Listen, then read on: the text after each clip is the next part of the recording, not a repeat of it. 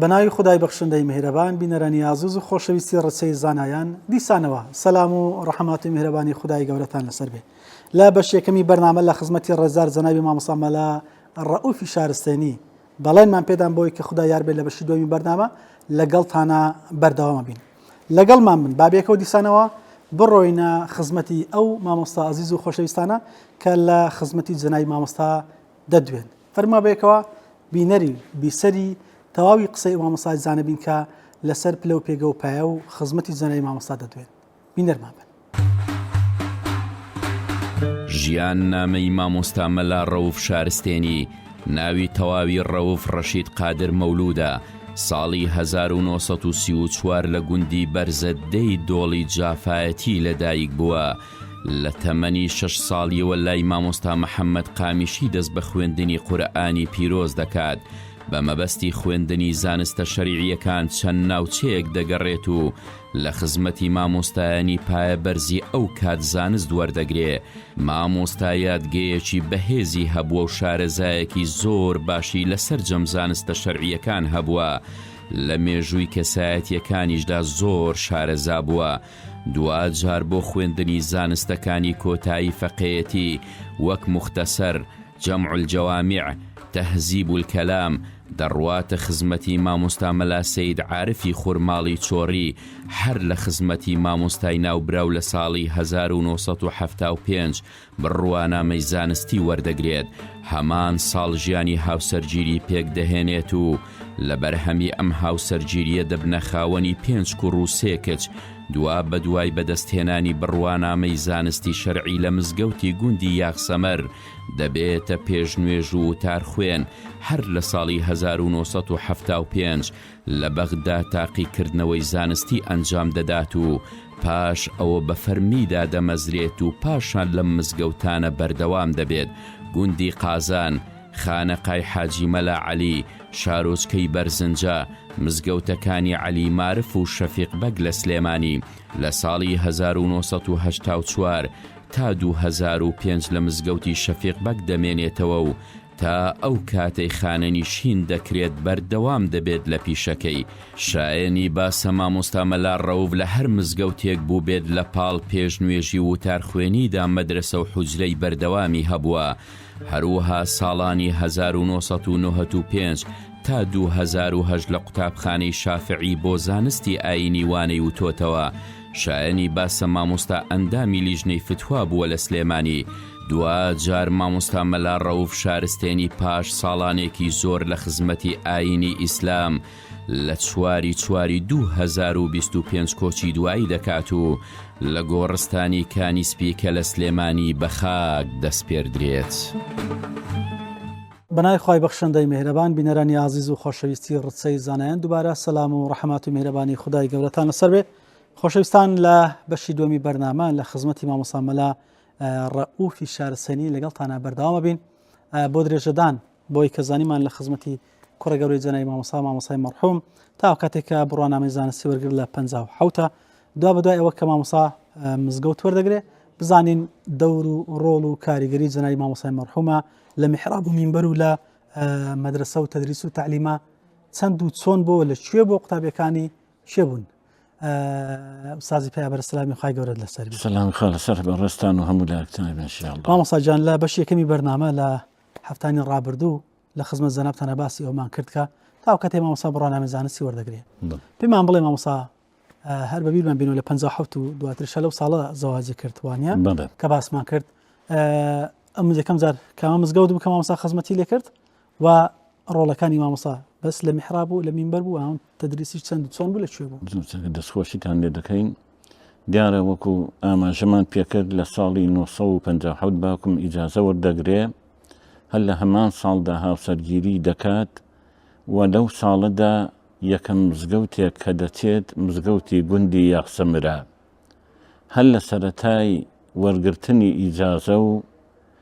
لەو کاتەوە دەست دەکا بە تەدریس. لە گوندی یاغسەمر کۆمەڵێک فەقیه هەیە کە لە مەدرسەی یاغسەمردا دەرسەکان و وانەکان دەڵێتەوە. ماوەی 4 ساڵ بەردەوام دەبێ لە پێشنوێژی و وتار خوێندن و تەدریسکردن لەو گوندا. لە پاشاندا لە ساڵی 61دا گوندی یاخسەمر بەجێ دێڵێ بەرەو گوندی قازان کە لەوێ ماوەیەک نیشتەجێ دەبێ. لە گوندی قازانیش بە هەمان شێوە مەدرسەی هەبووە و تەدریسی کردووە و کۆمەڵێک قوتابی و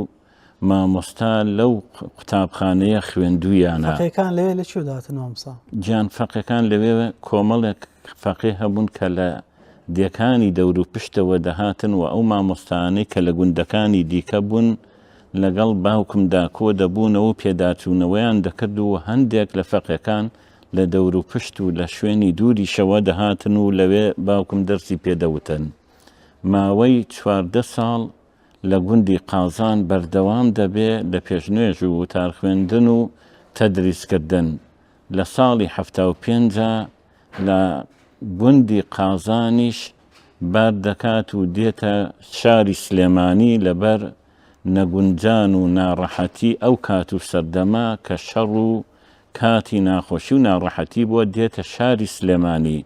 لە شاری سلێمانی لە مزگەوتی خانەقای حاجی مەلا عەلی دەست بەکار دەبێ. هەر لە هەمان ساڵدا لە ساڵی 75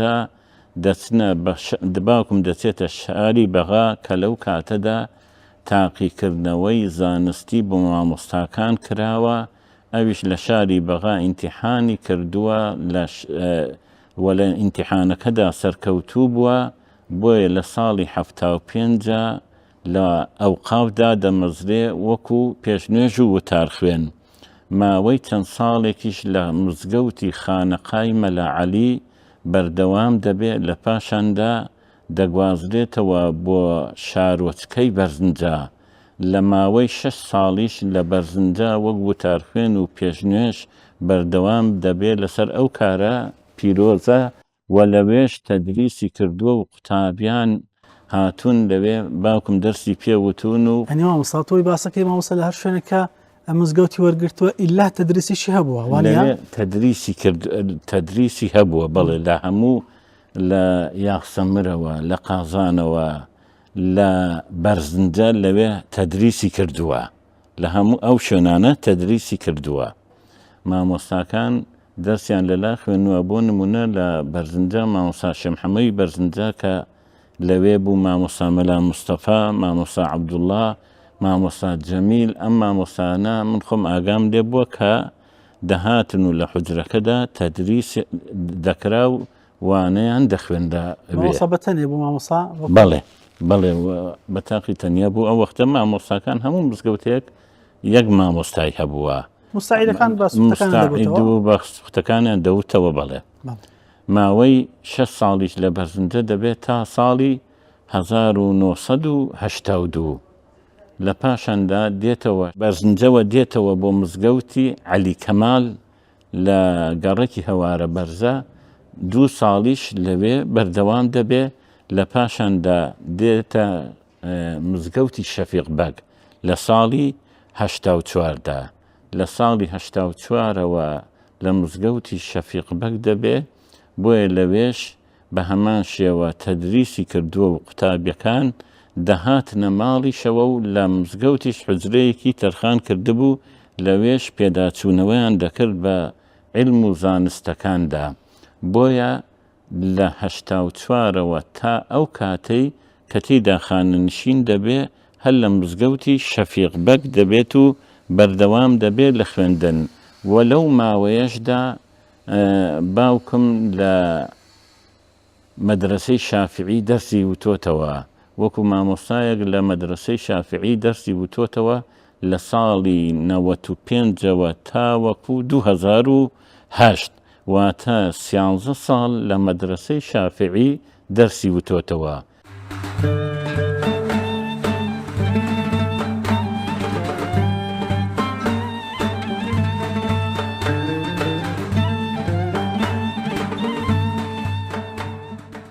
لە ڕووی نیشتمان پەروەر و کوردایەتیەوە مامۆستایەکێک بوو لەو کەسانەی کە زۆر نیشتمانی خۆی خاک و وڵاتی کوردەواری خۆی خۆش دەویست.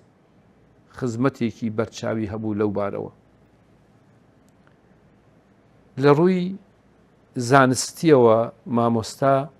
یەکێک بوو لە مەلا باشەکانی ئەم کوردستانە. بە تایبەتی مامۆستا شەرعزانێکی بە ئەزمون بوو، مەشهور بوو کە مامۆستا مەلا ڕەوف لە فقی ئیسلامیە لە شەرعە زۆر شارەزایە و لە هەموو زانستەکان مامۆستا شارەزا بوو بە تایبەتی لە فقی ئیسلامیە و لە ناو فقی ئیسلامیشە مامۆستا تایبەتمەندیەکی هەبوو کە لە فڕائیزا دەستێکی باڵای هەبوو. زۆر جار ئەو مەسەلە فڕائیزانە کە ئێمە مەسەلەن بمانویستایە مەسەلەیەکی میرات حەلکەین بە نووسین و پیاوەکە چەند ئەبا و ژنەکە و کوڕەکە و باوک و چی ئەبا، مامۆستا مەلا ڕەوف بەبێ گەڕانەوە بۆ نووسین هەر بەدەم حەلیە کرد و ئەیگوت نەتیجەکەی ئەوەندەیە. بۆیە مامۆستا وەکو تایبەتمەندیەکی باش اختصاسێکی باشی لە زانستی فەڕائیزە هەبوو. مامۆستا لە ڕووی تەدریسەوە ئەوەندەی کە توانی بێتی چ ئەو کاتانەی کە مامۆستا بووە لە گوندەکان و لادێکان ساڵانی پێش و چ ئەو ساڵانیشی کە هاتۆتە شاری سلەیمانی و ناوشاری سلەیمانیەوە، مامۆستا دەیان فەقەی باش، دەیان شاگرد، دەیان قوتابی لە خزمەتیا بەهرەمەند بوون لە دەریای زانست و زانیاری مامۆستا. مامۆستا تا ئەو ڕۆژەی توانیوێتی کەسێ ویست بێتی بچێ لە خزمەتیا بخوێنێ، مامۆستا دەرسی پێوتۆتەوە و تەقسیری نەکردووە. مامۆستا هەموو ژیانی خۆی تەرخان کردبوو بۆ خزمەتی ئاین. مامۆستا لەو ڕۆژەوە کە مێزەری مەلایەتی کەوەسەڵتە و جبەی مەلایەتی کردوتە بەری داینەناوە، هەر بەو مێزەرە پاکەوە بەو لیباسە جوانەوە مامۆستا ئەم دنیایی بەجێهێشت. وەیە مامۆستا هەموو ژیانی تەرخان کردبوو بۆ خزمەتی ئاینی پیرۆزی ئیسلام، بۆ خزمەتی خەڵکی خۆی، بۆ خزمەتی نیشتیمانی خۆی.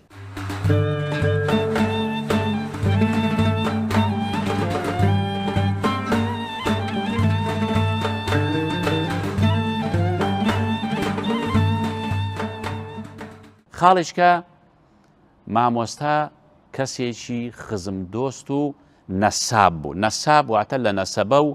لە بنەماڵەکان زۆر شارەزا بوو، لەبەرەوەی بە حکمی ئەوەی تەمەنێکی درێژی بەسەر بردبوو لە هەر شوێنێک کە مەلایەتی کردبێ لەو شوێنە خەڵکی دەناسیەوە دوای دەیان ساڵ. بۆ نمونە کە کەسێ بیوتا من خەڵکی بەرزنجەم، هەر بیوکوتا کوڕی فڵان کەسیم هەموو بنەماڵەکەی باز دەکرد، یان مەسەلەن لە جافایەتیە بە هەمان شێوە. یعنی لە من زیاتر بۆ نمونە بنەماڵەی ئێمەی دەناسی، مەسەلەن ژیانی مەلا سەعیدی گولەچیان، ژیانی مەلا عەبدوڵای قامیشی، ژیانی مەلا ئەحمەدی قامیشی باپیرە گەورەمان، ئەوە وەک ئێمە شارەزا بوو، زۆر نەساب بوو. ئەو تەمەنە زۆرەی کە بەسەری بردبوو وای لێ نەکرد بوو شتی لەبیر بچێتەوە تێکەڵی بکات، چونکە خەڵکانێک کە کەوتنە ئەرذەل العومر و تەمەنیان زۆر بوو تێکەڵی دەکا و شتی لێ تێک دەچێت، بەس عالم شتی لێ تێک ناچێت. جا جەنابی مامۆستا خوا لێی خۆش بێ زۆر لە نەسەبە و بنەماڵەکان شارەزا بوو و تێکەڵیشی نەدەکرد و هەمووشی لەبیر مابوو. جەنابی مامۆستا مەلا ڕەوف خوای گەورە لێی خۆش بێ کەسێک بوو لە تەدریسدا زۆر دڵسۆز و مخلیص بوو. مەڵێن جگەلەوەی کەوا ئیمامەتی مزگەوتی دەکرد و ئەندامی لیژنێ فتوا بوو و بەردەوام ماڵەکەی خۆی کردبوو بە قوتابخانە، بە حوجرە قاتی سەرەوە، بەردەوام هەتا توانای هەبوو ئەو پیاوە دەرسی وتەوە. جا مامۆستای ئاینی ئەگەر دەرز نەڵێتەوە زانستەکەی لەبیر دەچێتەوە. بۆیە جاران داگوت ئەوەی تەدریس نەکا مەلا نییە.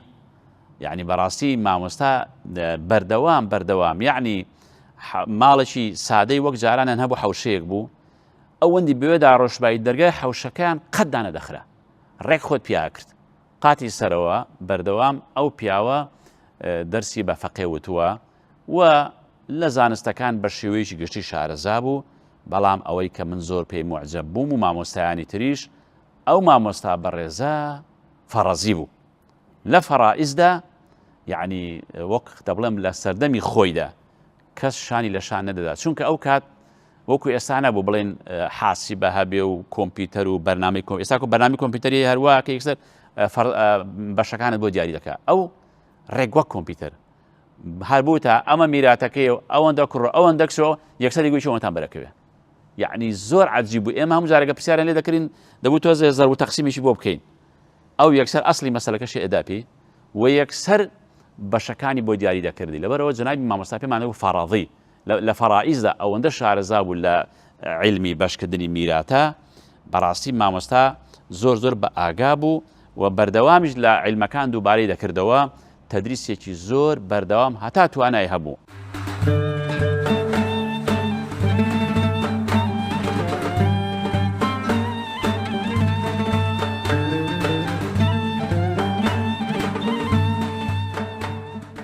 پیاوێکی بەڕێز و محتەرەم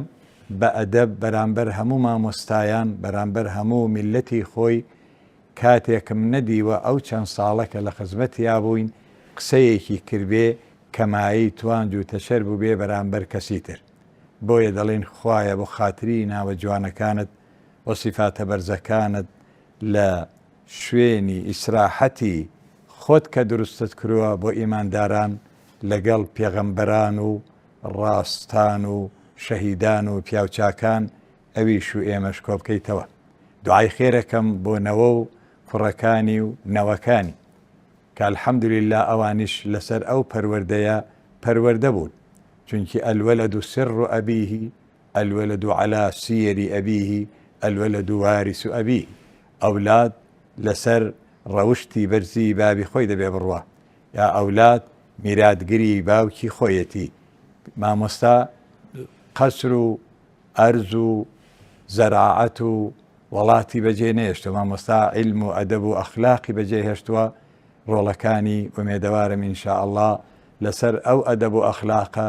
بەردەوام خزمەتی ئەم دینی ئیسلامە بکەن ئینسان کە بەرز دەبێتەوە لە دنیا تەنیا بەچی بەرز دەبێتەوە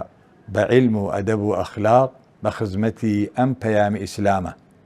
وەکو ئیمامی عەلی ئەفەرمێ ما الفضل إلا لأهل العلم إنهم على الهدى لمن استهدى أدلاء وقدر كل امرئ ما كان يحسنه والجاهلون لأهل العلم أعداء فز بالعلم تعيش حيا به أبدا والناس موتى وأهل العلم أعداء سپاسی خوا دەکەین کە خوای گەورە لەم کوردستانەدا ئەم مامۆستا بەڕێزانەی کردووە بە چرای ڕووناکی تا میلەتیان بگەڕێنەوە بۆ ئەخلاق و ڕەوشتی بەرز و دینداری و ئەخلاق جوانی یەخوا ئێوەش بەخێرێن و سپاسی کەناڵەکە ئەەکەم کە ئاوا پەرۆشن بۆ مامۆستایانی مێزەر بەسەر و مامۆستایانی منبەر و میحراب و واریس و جێگرانی پێغەمبەر صلی الله عليه وسلم ئینشاء الله هەر سەربەرز و سەرکەوتوو ئەبن هەر کوردستان ڕازاوە دەبێ بە علم و ئەدەب و ئەخلاق و زانایانی پێشەوای میلەتی کوردمان.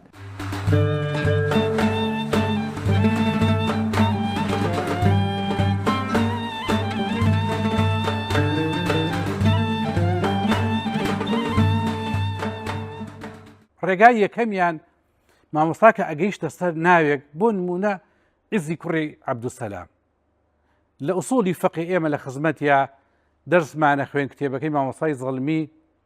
غەریقی ڕەحمەتی خوا بێ ئوسوڵ الفقه في نسيجه الجديد ئەگەیشتە سەر عالمێکی وەک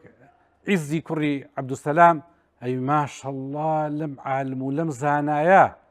هەموو تەمەنی بەخشی لە پێناوی خوایە ئای کە ناڕەحەت و بێتاقەت بووی بەدەست ئەم دەوروبەرەی خۆتە و چەند ئێستەمیان لێ کردی کە وەفاتی کرد ئەنجا پاشای وڵات وتی ئێستا من مڵکەکەم دامەزراوە یعنی وای لە تۆ ئەکرد کە چیتەوە بۆ ماڵەوە یەکسەر یا لە ڕێی ئەلەکترۆنیاتەوە یا لە ڕووی کتێبەوە بگەڕی بە دوای ژیانی عیزی کوڕی عەبدوسەلامە بۆی بزانیم کەسە ینی خۆش بەبێ ئەوەی پێوە بڵێ یعنی پێوتی تۆ وابە پێوتی پیاوێکی بەخشندە بە ببەخشە عیلم ببەخشە تێ بکۆشە لە پێناوی خوایە سارد مەبەرەوە دڕک و داڵ لە ڕێگای دیندارانە لە پێغەمبەرانەوە تا ئەخیر کەس هەر بووە و هەر دەبێت بە کەمی قەناعەت بکە بە زۆریش لە خۆ بایی مەبە یعنی تۆ ئەم مەفهومە گەورەیە کۆمەڵێک مەفاهیم و دەستەواژەی گەورە لێ گوشەی مامۆستایە بۆ نمونە ئەگەیشتینە ینی من خۆم زۆر پێ ناگیرا لەبەری مامۆستا بەبێ ئەوەی کە مامۆستان بوو دۆستمان بوو دۆستی ڕوح بە ڕوح و گیانبەجانی باوکم بوو باوکیشم لە خزمەتی خوێنوێتی بە ڕەحمەت بێ مامۆستا مەلاسەی جەلالی گەورە دێ مامۆستاش دائیمەن لە قازان بوو ئاها بۆ گەورە دێ من لێمە پرسی بۆ نمونە ئەموو مامۆستا فلانە کوێخە چۆن بوو یا فلانە کەس کە ڕیاسەتێکی هەبوو لەو منتیقەیە لە شوێنێ مامۆستا فقی موازەناتی هەبوو یەکسەر نەی ئەو باشە نەشیەوە خراپە ئەیوت کۆمەڵێک صفات هەیە ئەو نەجوانە لەم پیاوەیە ئەگەر شتی وردەکاریشی تیابێ شاردبیەوە ڕاستە خۆ بابڵی عیزی کوڕی عەبدولسەلام کە بە یەکەم دانەری فقی موازەنا دوایەوە شێخی ئیسلام ئیبن تەیمیە و دوای ئەوە بە دوای ئەوانە شاتیبی ئەمانە کە هێن تا ئەخیر حەد و تا ڕیسونی و ئەم ئەخیرانە فقی موازەنات و فقی مەقاسید بەس ئەوان نووسیبیانەوە ئەمەی مامۆستا لە زیهنیا بوو ئەم فقی مەقاسید و موازەناتە یعنی بە تۆیە وت کە ئەم پیاوە بۆ ئەو کارە شیاوە لەو کاتەیە بەڵام گوێ مێرە بەعزێک ئەگەر گوناهبار بوو بێ لە ڕوویەکەوە کەم تەرخەمی بوو بێ لە دینێ لە نوێژە لە شتێکە بەڵام پیاوێکی وا بووە کە بۆ ئەو شوێنە یعنی ئەمە هەڵسەنگاندنە ئەمە بۆ نمونە ئێمە لە بینی مەساڵیح و مەفاسیدا کە ئەمانەوێ هەڵسەنگاندن بکەین پێویستمان بە عەقڵی مامۆستا مەلا ڕەوفە پێش ئەوەی بگەینەوە بگەڕێنەوە بۆ کتێبەکان پێویستمان بە عەقڵی مامۆستا مەلا ڕەوفە بۆ هەڵسەنگاندنی مەساڵیح و مەفاسید چونکە ئەیزانی مەسلەحەت لەکوایە ئەیزانی مەفسەدە لەکوێ ئەیزانی کامە مەسلەحەتەکەی زیاترە بەسەر مەفسەدەکەیە بەس حەیف هەزاران حەیف کە ئەم شتانە نەنووسراوەتەوە ئێمە ئێڵین سپاس و دەرخۆشکەری بۆ ئێوە کە نەقلی ئەکەن بەس کە ئێمە وەفاتمان کرد ئەمە ون ئەبێ بەس ئەگەر مامۆستا خۆی بیمایە بەڕاستی چەند خۆشی ئێستا من ئەم بەیانی شتێکم خوێن و نووسیبی وقال البەرزەنجی في تعريف التعارض والترجيح يكسر زاني أو مامۆستا مەلالەتی في واژەیە البەرزەنجی يعني كتێبێک لە ئەو پەڕی دنیا لە خەلیج تەبع کراوە ئەم تەلەبەیە ئەو کتێبەی خوێنەوەتەوە چەند ئینسان پێی خۆشە مامۆستایەکی کورد کە ئەم عەقلیەتەی بینی تعارض و تەرجیحی هەبووە مامۆستا مەلا ڕەوفیش لەو پێگەیە ئەمە ڕێگای یەکەم ڕێگای دووەم کە فەقێ خۆی ئەبوایە هەڵی هێنجایە لە ئاکار و ڕەوشت و قسە و دەرزوتنەوەی مامۆستا بریتی بوو لە فکری تەلەبەکە خۆی یعنی فیتنە فەهم زەکا فقه بڵێن ئەمانە هەمووی ئەم مستەلەحاتانە مرادفانە هەمووی بریتە لە چی یعنی تێگەیشتنی قوڵ و تەمیزی قسەی بەرامبەر و تێگەیشتنی و سوود لێوەرگرتنی بۆ یاڵێن ئەو مناڵە تەمیزی هاتووە یعنی ڕاست و هەڵا لە یەک جیاکاتە قورئانی پیرۆز چەندین ئاەتی تەمیزمان لیەمیز خەبیثە منە الطەیبی پاک و پیس لە یەک جیاکاتەوە بۆ باش ئەم خوێنکارە ئەبوایە خۆی هەڵی هێنجانایە لە قسەکانی مامۆستا چۆن مامۆستا کە دەرسی شەرحە کرد ڕۆژێک لە ڕۆژان لە فەقەیەک تووڕەنە ئەبوو بیشکێنێ یعنی ئێمە جاریوا بوو درەنگ ئەچوین دەرسەکەمان وەک پێویست نەبوو بڵین لێ ڕەوانمان نەکرد بێ نەی ئەشکانی دائیمەن هەوڵی ئەیە ئەو نوقسانیە بۆ پڕکاتەوە بە زمانی گوڵ ئەی و فلان کەس مامۆستا فلان با جارێکیش بەچەند ئەم بابەتەیە بینەوە نەوەک من مەشغەڵەتێکم بۆ دروست ببێ وەکو پێویست نەمگەیان بێ بەڕاستی ئەمە خاڵی دووەم نهێنی پارێز بوو هیچ کاتێک مامۆستا قسەی کەسێکی کەی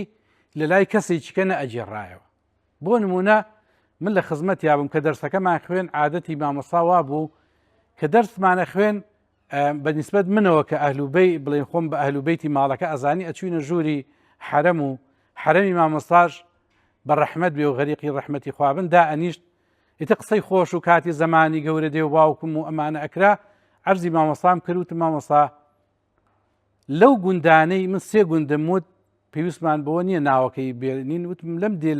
دێیە کە تۆ مەلایەتی و کردووە کامیان لە هەمیان خۆشتر بوو. مامۆستاژن بە ڕەحمەت بێکسە قسەکەی لە مامۆستا وەرگرت پێش ئەوی ئەو جواباتە وتی وڵا فلان مامۆستا زۆری پێ ناخۆش بوو وتی نە هەمیان باش بوون هەمیان خۆشەویستی مەلا بوون هەمیان حجرە و مەلا و فەقییان خۆش ئەویست. ئەین تەنانەت خۆی ڕۆژێ لای وتی ئارام ئەگەر من ئەو قسانەی کەلامە وتم مامۆستا باش تۆزێ شت بنووسینەوە وەک چۆن مامۆستا هەژار بەڕەحمەت بێ ئەڵێ چۆلەکە خۆی چی و گۆشتاوی چی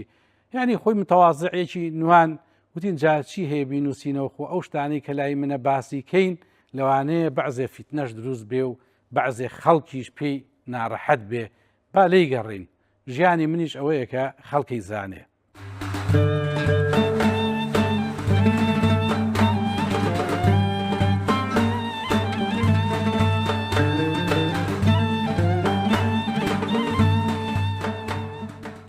ئەنجا نمونەیە هەروەکو قسەیەکی لەتیفەی جوان بەس کە واقع بیجارمە مداراتی مامۆستا فەرمووی جارێک لە ساڵی 2004 و ئەوانە بوو لە حاجتان جەنای مامۆستا مەلای ئیسماعیلی کوڕی 20 ساڵێک ئیمام و خەتیبی گوندی حاجتان بوو حاجتانی خۆمان جەنای مامۆستا مەلا ڕەوف ئەو کاتە سارە هەر زۆر کەم بوو یعنی کەم خەڵکە بوو سارێ پێبێ هەمومان دەچوین لەسەر جادەکان سەردەکەوتین فەرمووی نیوەڕۆ لای مامۆستا مەلای ئیسماعیلی کوڕم بووم سەردانی خزمانی حاجتانم کرد هاتم توێکی لێ بوو ئێستاژەوە تۆ ماوە لەژێر سێبەری تۆکە دانیشتم و مەلای ئیسماعیلم بەڕێکە دەوتم کاکە تۆ بڕۆ تروا بردەوە من چاوەڕێی سارێک دەکەم وڵا فەرمووی کتۆ پڕ نیسانێکی تاکی تازە 2002 ینی ئەو کاتە 2004 بوو فەرمووی لەبەر دەما ڕایگرت لای تێپەڕی و گەڕایەوە جەنای مامۆستای خوا بەخێرێ و چ دەکەی لێرە وتم وڵا دەچمەوە بۆ سلێمانی فەرمووی گەرماکەی مانگی تەمووزەوە ئێستا زۆر عەجیب گەرما بوو لەژێر سێبەری تۆ بچووکەکەدا ئەو کاتە توێکی بچوو بوو عەرەق بەنەو چاومە داهاتە خوارێ فەرمووی سەرکەوتین تەبریدی فولی کردەوە سارە و کاتە ئەو تازانت پەیدا بوو بوون فەرمووی استراحەتم کرد وتی بزانام مامۆستا ئەم سارە بێدایک و باوکە ئەمە علوجە ئەمە شەژوەرەقەیەکم لە کەرکووک پێداوە خاوەنی نییە تۆ بڵێ حرام بێ فەرمووی بڵێم بیرم کردەوە ئێستا بڵێم حرامەتە دابەزا ئەگە حرام بۆ سواری سارێ حرامەوەی فەرمووی بۆم ڕێکەوتووە با لەم گەرمادا نەبەزم با لە خۆمی تێک نەدەم فەرمووی وەڵڵاهی یا ڕەبی خوای گەورە بە زیادی کە بەڕاستی هەوایەکەی خۆشە وەڵڵا ئیسراحەتم کرد دەشم هەموو عەرەقی کردبەوە لە وڵامەکە خۆی دزیەوە بەڵێ فەرمووی گەیشتینە نزیکی پیرەمەگرون و ئەوانە و دووبارەی کردەوە کە کوتی قوربان جوابت نەدامەوە ئەڵێ ئەم ساران بێداک و بابانە حرامن یان حەڵاڵن کتم کوڕە وەڵڵاهی هەر شکرانەی خۆیان دەوێت سارەی جاران دەگول لە جوالانەدای شەق و شڕەمە ماشەڵڵا هەر هەست پێ ناکەی کە دەڕوە فەرمووی نزیکی تاسوجە وەڵامی پێ نەدا بەڵێ پێ نەدامەوتی نزیک تاسوجە جاکتی قوربان بۆ لای بازیان دەڕۆم کتم وەڵا ماڵدا بە منش گەیشتمە پاسەکانی تاسوجە ئەنجا بۆ من ئاسانە دەچمەوە بۆ سلێمانی لە ئەوێ دام بەزێنە کوتی قوربان پێ نەوتم حەڵاڵیان حرامە کوڕە کتم یا ڕەبی خوای گەورە بە خاوەنی خۆی شاد کاتەوە یا ڕەبی ئەو ماڵە داوا بێ بە خاوەنی خۆی شاد کاتەوە یعنی بە تۆ حرامە ئەوە مداراتە بەبێ ئەوەی دڵی کابرای بڕەنجێرێ جاوتمان قوربان بۆ نەتفەرموو ڕاستە خۆ حرامە فەرمووی کاکە بڵم حرامە لە مامۆستا جا بۆ ئەوا سنگت بڵم هەوا حرامەی کردووە یان لەو سەرجادە دام بەزێنێ نابێ بەڵام لە ئاخریدا وەڵامە ڕاستەکەم پێوە وتم یا ڕەبی خوا بە خاوەنی خۆی بەخشێتەوە بە خاوەنی خۆی شاد کاتەوە پێم وت کە تۆ خاوەنی ئەم سارەنی بە حەڵاڵ ئەگەر بیوێت تێبگاتن وەڵامەکەم دا جوابیشم دایە ئەو مداراتە ئێتە مداراتێکی بەهێزی هەبوو و پاشان یەکێ لەو خاڵانی تر جەنای مامۆستا ئەمر بە چاکە و نەهی لە خراپە مامۆستا قەل لە ئاستی خراپەدا بێدەنگ نەدەبوو بەڵام نەرمونیانیەکەی بە حەوسەڵەیەکەی حیلمەکەی وای لێ کرد بوو ئەمری بە مەعروف دەکرد حکمە موعظە هەبوو بەڵێ ما كان الرفق في شيء إلا زانه هەر نەرمونیانی لە هەشتێکا بە جوانی دەکا مامۆستا ئەو نەرمونیانی تێدا و یەکێ لە کەسە نزیکانی با ناوی نەڵم ئێستا بۆ خۆی زانێ زۆر نزیکی مامۆستایە جارە لاشێشی جگەرەی دەخوارد مامۆستاش بەلایەوە جگەرە حرام بوو ئەوانە جارێک لە خزمەتی دابووین ئەویش لەوێ بوو مامۆستا یەقینی هەبوو فڵان کەسی زۆر نزیکی جگەرە دەخوا لەم بەڵێ ماڵی خۆیان جارجار دەخوا و خەریکە فێر دەبێ مامۆستا ئەمر بە مەعروفی کرد لەبەر چاوی ئێمەدا نەیشکاندەوە فەرمووی وەڵی فڵان کەسم مامۆستا مەلافاتی جار وای دەفرم مامۆستا مەلافاتی فڵان کەسم زۆر خۆش دەوێ لەبەری سیفاتی چاکەی زۆرە یەکێ لەو سیفەتە چاکانی کە من زیاتر لەبەرەوە خۆشم دەوێت زۆر ڕقی لە جگەرەیە قەت دەستی باوەڕ ناکەم بە جگەرەی کەوت بێ یەکێ کابرا تێبگات تەواو جگەرەی ناکێشێتەوە فەرمووی یەکێ لەو سیفەتانی کە زۆر بەدڵمە ئەوەیە زۆر ڕقی لە جگەرەیە باوەڕ ناکەم قەت دەستی بە جگەرە کەوت بێ جگەرەی کێشا بێ وەی ناواخنێکی دەدایە جارێککە هەر لەوەی کە ئەمر بە چاکە و نەهی لە خلاپە بێدەنگ نەدەبوو بفەرمە لەبەر خاتی دڵی تۆ لە خزمەتی بووم من لە شارباژێر مەلابووم هاتمە وەختم وڵا قوربان جەنەی مامۆستا مەلا عەلی چیوەرۆ زەمێستا وەفاتی کردو خوا لێی خۆش بێ وتم جەنەی مامۆستا مەلا عەلی چیوەرۆ لە لای چۆمانی شار بڵین ئێرانە سەر بە ڕۆژهەڵات سەر بە شارۆچکەی بانەیە وتم مامۆستا مەلا عەلی بووەتە دەنگ و باسێک لەو مەنتیقەیەدا هاتۆتە بەری ئێمەش ئەڵێن مامۆستا مەلا عەلی لە وتاری ڕۆژی جومعە فەرموویەتی حەدیث هەیە لەسەرەوەی هەر کەسێ ئافرەتێک بازنێکی لەدەستا بێت دەبێتە بازنی ئاگر لە دەستیا ئافرەتان مشەوەش بوون ئێمەش چەند ساڵ ئافرەتان زێڕی خۆیان هەبووە مامۆستاش حەدیثی جێڕاوەتەوە مامۆستا جەنابی مامۆستا لەڕۆ فەرمووی لە توحفەیدا هەیە وەڵا هەر توحفەکەی هێنا و دا دەست من وتی لە باسی فەرمی لە باسی زەکاتدا تەماشایکە وڵا تەماشام کرد و عیبارەتەکەم خوێندەوە کە دەفەرمێ ئەو حەدیثە سەنەدەکەی زۆر لاوازە زۆر زەعیفە حکمی شەرعی لەسەر بنیاد ناندرێ وڵا قوربان لەو کاتەدا من عیبارەتەکەم بەغەڵەت خوێنبەوە کە بەغەڵەت خوێنبەوە مامۆستا فەرمووی دیسان هەوەندە بە حرمەتەوە ناوی بەرامبەرەکەی دێنا مامۆستا مەلافاری زۆر جوانت خوێندەوە بەڵام وازان بە شێوەیەش کەش دەخوێندرێتەوە بە دوو شێوە ئەم کتێبە ئەم عیبارەتە دەخوێندرێتەوە کتێبەکەم دەیە وەڵامیش کتێبەکەم دایە و خوێندیەوە لە کاتێک هەرێک زۆر خوێنەوە هەیە منیش دەستم کرد بە پێگەم کتم وەڵا قوربان ئەمە دوی ڕیوایەتی نییە بەڵام من غەڵەتم خوێندەوە وەڵا باوکم هەر ئەوەی تۆ ڕاستە بەڵام من تێگەیشتم ئەمجا هەڵەکانم لەکوێ فاعیل و مەفعولم لەکوێ تێکەڵاو کردووە یعنی ئەمریشی بە چاکە کرد کە ئەمەی تۆ هەڵەیە نەڕووی منی شکاند کۆمەڵی مامۆستای کەشی لێبوون نە تەریقی کردمەوە فەرمووی ئەوەی تۆ مامۆستا مەلافات هەم ڕاستی جوانت خوێندەوە بەڵام بە شێوەیەش کەش دەخوێندرێتەوە هەم ڕاستی کردەوە زۆر مهمە بەبێەوەی دڵی بەرامبەر بڕەنجێنی و تێشی بگەێنی کە تۆ هەڵەی بەسەریات ێمە پەڕەجارشکەم هەڵەیە دووبارە مەکەوە و مەمنونیشی بکەی من زۆر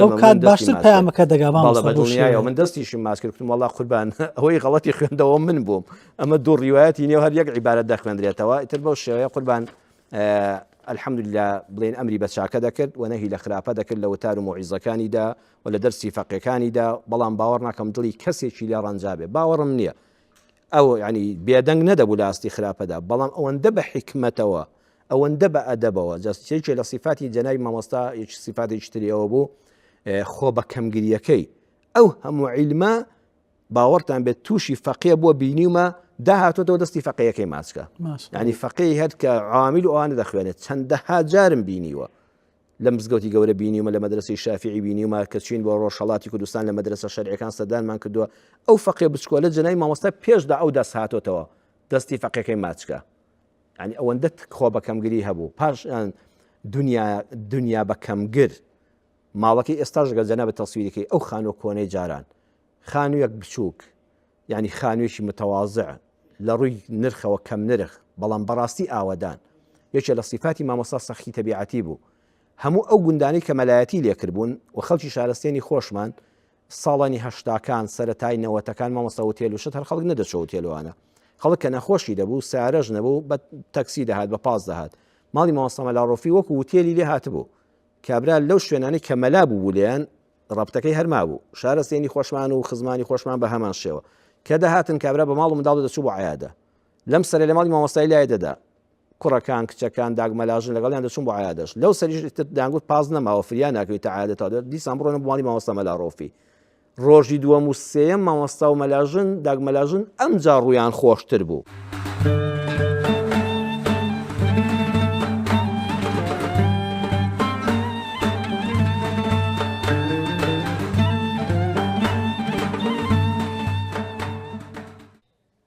من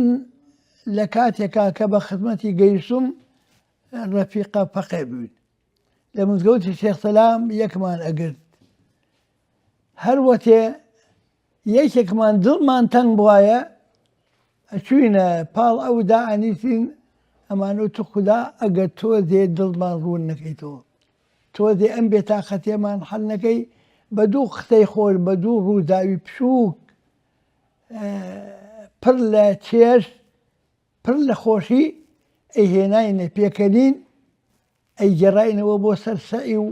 ئەو کۆششانەی کە ئەمان کرد بەڕاستی ئەگەر ئێمە بمانەوێت ژیانی ئەو مامۆستا پیرۆزە بە تەفسیل باسکەین من بە زۆری دوور بووم لە خزمەتێن ئللا ئەو حاڵەتە فەقێتێ نەبێ بەڵام ئەو یەک دوو ساڵەکە لە مزگەوتی شێخ سەلامە من لەگەڵ ئەوە ژیاوم بە 100 ساڵەکێت ئەوەندەم خۆشی لە دانیشتنیە ئەوەندەم خۆشی لە قسە خۆشەکانیە ئەوەندەم خۆشی لە ڕەفاقەتە لە عیلمیە لە ئادابە لە خۆشەویستی بۆ شەریعەتی پیرۆز بە تایبەتی بۆ مەسەبی شافعی هینێکی تایبەتی هەبوو زیاتر ئیمامی شافعی خۆشتر ئەویش تەبعەن هەر لەم وڵاتە ناحەقیشی نییە چونکە ئێمە هەموو شافعی بین لەبەر ئەوە زۆر ڕاستە کە ئینسان مەذهبەکەی خۆش بوێت بە مەرجێک نەیکاتە گلەیی بۆ مەسەبێ لە مەسەبەکانی تر بە ئیشارەی تیا نەبێت بۆ ڕەغنە لە یەکێ لە مەذاهیب چونکە هەموو ئەهلی مەذاهیب هەموو پیاو بوون هەموو بەشەرەف بوون هەموو خزمەتی عیلم بوون هەموو خادیمی دین بوون هەموو ژیانی خۆیانان بەخت کردووە لە خزمەتی شەریعەتی پیرۆزی ئیسلامە لە خزمەتی قورئانی پیرۆزە لە خزمەتی ئەو مەسلەکە کە ئێمە پێڵێن مەسلێکی مەلای عولەمای ئیسلام بە تایبەتی ئەوانەی کە لە حوجرەوە پەروەردە بوون. من خۆم بە خۆشەویستی تایبەتیم بە تایبەت بۆ هەموو خوێندەوارێک هەیە بۆ مامۆستایەک هەیە بەڵام یەکێک کە لە حوجرە برژابێ کوڵابێ ئەو کەسە لای من خۆشەویستە لە هەر کەسێکی تر.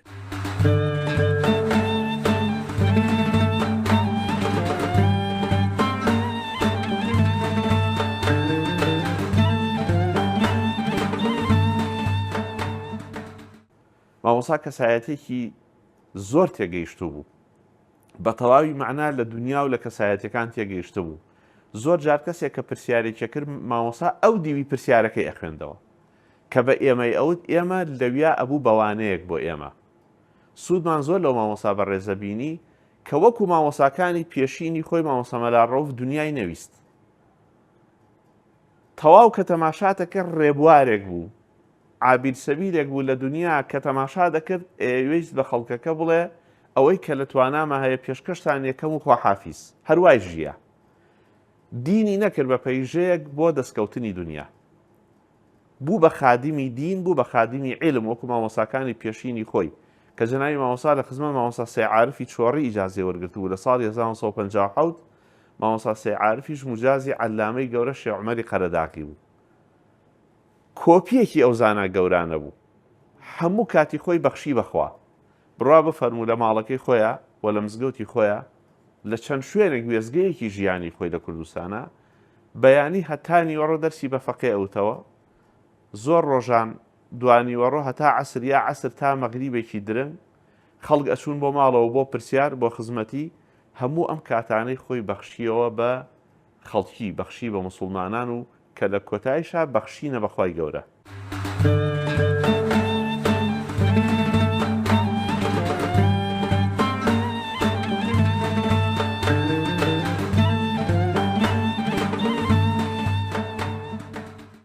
و مامۆستای بەڕێز هەمیشە من ئەوە جێسە سوورمانە بەڕاستی کە ئەو کاتی کە من لە خزمەتیا بووم تەمەن و عمری بەڕێزیان مامۆستای بەڕێز تقریبا 75 بۆ تقریبا 75 بۆ 80 ساڵێکە بوو تقریبا لەو تەمەنی مبارەکیان لەو دەورا بوو. هەموو جار ئەوی کاتێکەوە کە دەرزەکانمان تەواو کرد ئەو بۆ شێوازە ناویە برمەلە ئادەم دوعا بکەین لە خوای پڕگا کە دەرزەکانمان بیر نەچێتەوە کە ئەم عیلمانەمان بیر نەچێتەوە. ئەوە جێی سەسوڵمانە بەڕاستی ینی کە ئەوە زۆر گەورەی و عەزیمە بەڕاستی ینی مامۆستای بەڕێز بەو تەمەنەوە کە زەکاوەت و ینی حفظ و لەبەرکردنێکی زۆر بەقۆت و بەهێزی هەبوو ینی هەتا ئەو تەمەنش ئەو زانست و عیلمانە بیرماوە بەڕاستی ینی ئەو تەمەنە تەمەنێکی زۆرە ینی لە نێوانی 75 بۆ 80 ساڵ کە تەواوی سەرجەم عیلمەکانی لە یادما بوو لە بیرما بوو کە بە ئێمە ئێوتەوە و دەرزی پێوتین. و ئەمێ باسی وش بکەم بەڕاستی لەگەڵ ئەوەدا کە ئێمە ئەچینە خزمەتی مامۆستای بەڕێز هەر لایانی علمینەوە بەڕاستی لایانی ئەخلاقی لایانی ڕەوشتی لایانی پەروەردەیی هەر خودی خۆی کە کەسێک کە لە نزیکی بوویدایە بەد پێشەوەی کەوا کە فێری عیلمەکە بی فێری هەسوکەوت و ڕفتار و مامەڵەی ئەوەی کەوە مامۆسای بەڕێز پیاوێکی دیندار و خواناس و ئەخلاق و ڕەوشتێکی بەرز قیەمێکی بەرز و ینی کاتێکەوە کە ئێمە لە خزمەتیا بوون ئەوەندەی ئیسفادەی کە لایانی علمی و ئەخلاقی ڕەوشتیمانەکە لایانی علمی ینی لە چاو ئەوە زیاتر بۆ بەڕاستی.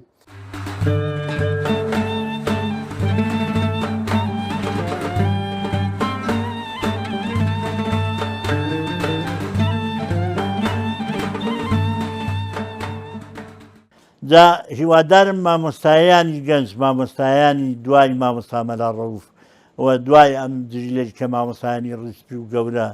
مامۆستایەتی بەڕێوە بن مەلایەتی بەڕێوە بن ئەو پیاوە گەورانە ببن بەسەر مەشقیان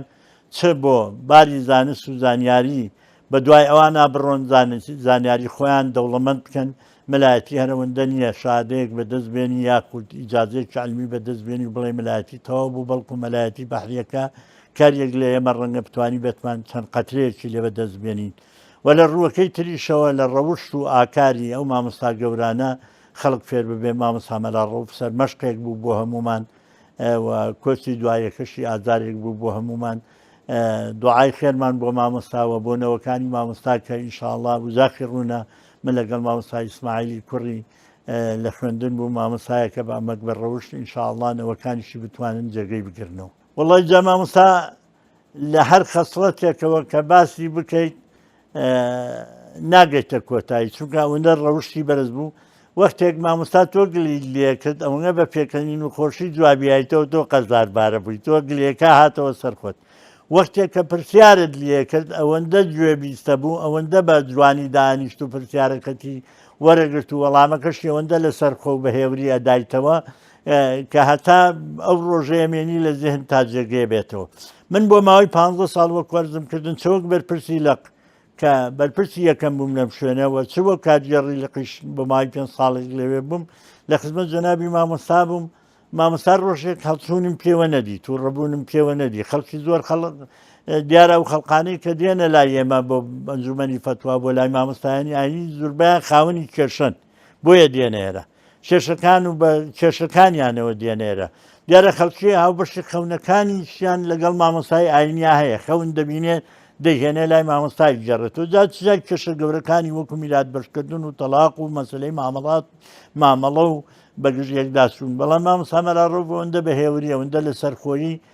جوابی ئەو پرسیارانەیەدایەوە ئەوەندە بە عالمانە مەسەلەکەی حەلە کرد کە دوو دڵی بۆ کەس ناهێشتە و جێگەی ڕەزامەندی هەموو لایەک بوو خوای گەورە لەویش ڕازی بێ و بیخاتە باشی بەرینی خۆیەوە.